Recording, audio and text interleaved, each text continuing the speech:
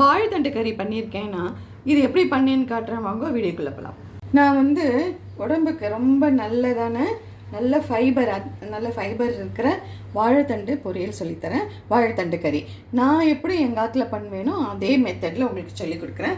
இப்போ வந்து நான் வந்து நமக்கு இந்த க்ரோனட் ஆயிலெலாம் இருக்கு இல்லையா, அதெல்லாம் சாப்பிட்டோன்னா கொஞ்சம் உடம்புல பெயின் இருக்கும் அப்படின்னு சொல்கிறாங்க. அதனால் குக்கிங் ஆலிவ் ஆயில் யூஸ் பண்ணலான்னு சொன்னான்.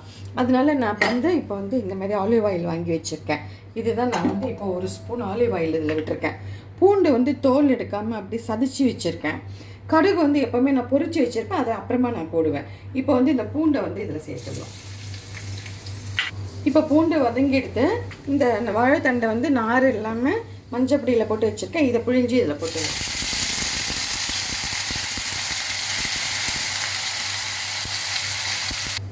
நான் வந்து ஒரு 2 டீஸ்பூன் பாசிப்பருப்பு ஊற வச்சுருக்கேன், அதையும் போட்டுடலாம்.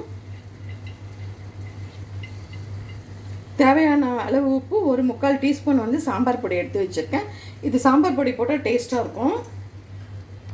இந்த காய் பாசிப்பருப்பு வேகிற அளவுக்கு திட்டமாக ஜலம் விடுங்க. இப்போ இதை வந்து மூடி போட்டு வேகிறதுக்கு வச்சிடலாம்.